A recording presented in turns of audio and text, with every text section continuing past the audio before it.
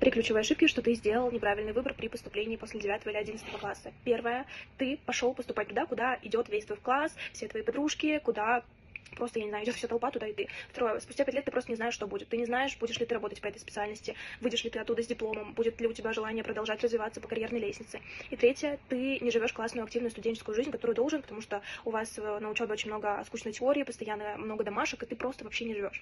И тут очень важно все это переиграть и сделать абсолютно по-другому. Первое. Ты должен выбрать то место, в котором ты реально хочешь развиваться, расти, и выбрать специальность, в которой ты хочешь работать. Второе. Выбрать образовательный центр, в котором есть классные условия, где ты, например, можешь учиться и работать одновременно. Такая система называется дуальная.